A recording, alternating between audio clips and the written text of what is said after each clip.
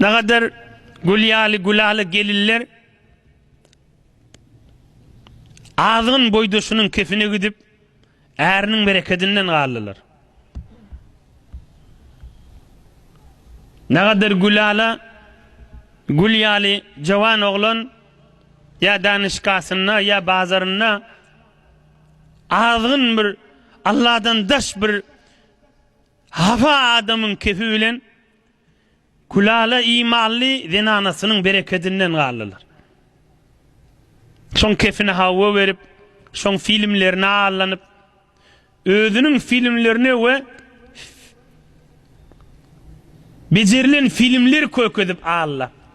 Bir işlere diye özün kovu köküdüp, dost köküdüp, boydoş köküdüp, bana kovu verinip, sonra bir iş etiye, onu Hudaydan daş uğrun biliye, ol yükteleptir, ol şeytan molttur öyle. Şon bir mağzını giriye, şon bir moğunu giriye, şon bir zindigisini giriye, hut bu hut heleyinden savuyur yalet diyedir.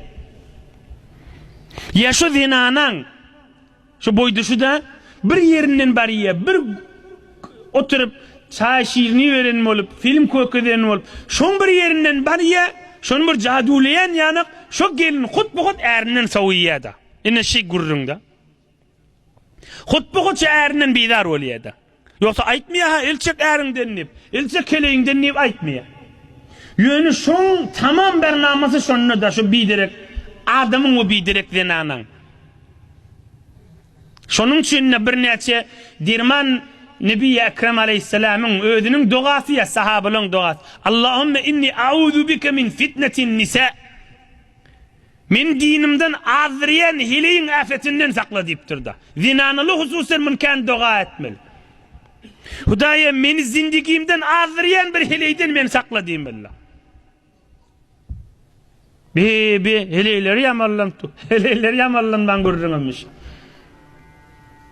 Belki zinanı gülyalı ayarlı oğlumuz ve gelillimiz ve kıyıllımız ve zinanım alınmaz yana kaydılıyam. Hala erkek bolsun azriyen hala zinanı olsun. Gurrun şi şun bir hakkılını giriye cemaat.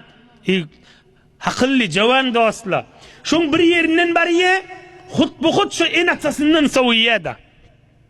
İştiyansınız hamanı bir tovar bernamılı var ki mesela bir kafir keşverli hamanı adına itmayın bir bernamı var. Hamanı şunu giriyen, şu bernama giriyen cavan oğlan bir ay, 2 ay, 5 ay, 6 ay geçenden sonra hileyinin, erinin enata odaklı dursun, özünün canının savuyiye. Bir tovar cavan oğlanla haber vardır bundan.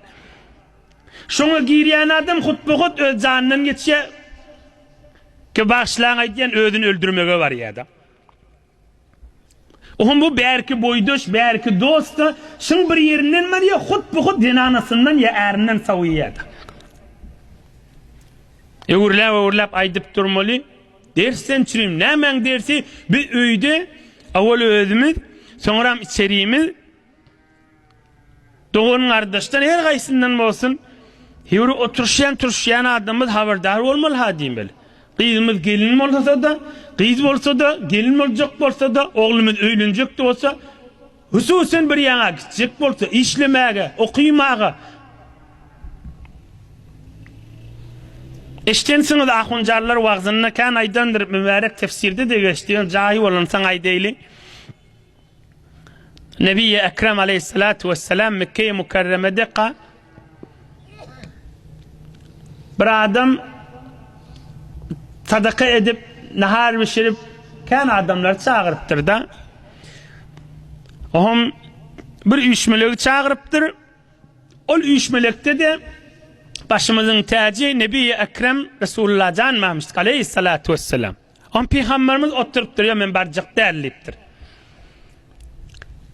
om senden gelmeyen deyiptir sen kelime-i mübarek şehadet kelimen ayt deyiptir eşhedü en la ilahe illallah ve eşhedü enne Muhammeden abdu ve resulü aysan barayın deyiptir o da aydıptır ve Nebi Ekrem Aleyhissalatu vesselam da barıptır 11 neçe vaktin doğası geliptir yoldaşı. Ohum doğası geliptir. Ohum dinanasından soraptır. Näme ütküşükle var. Onu ol dosun öyüne Peygamber Muhammed de bardı deyiptir. Indi bir kafir da yoldaşı da aleyhissalatu vesselam Muhammed de bardı deyiptir da.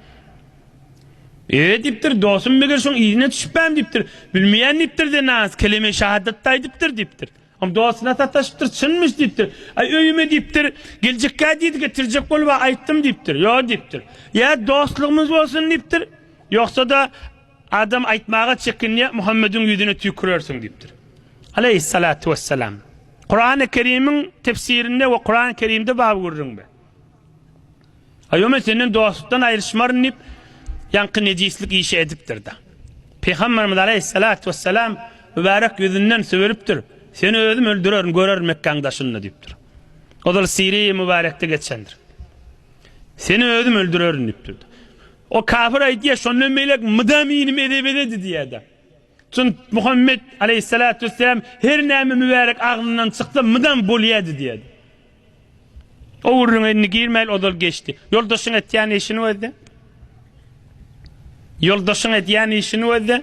Tarap Nebi Ekrem Aleyhissalatu vesselam kudret görüweti, ayet inuweti, Kur'an-ı Kerim nazil boluweti.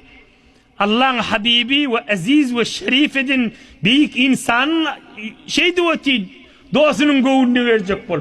Bir ilgun o varada ne olmalı? Makam aydışmalı vurrun be.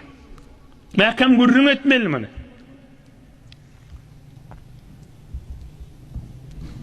Ahum Huday Teala kudret kelamda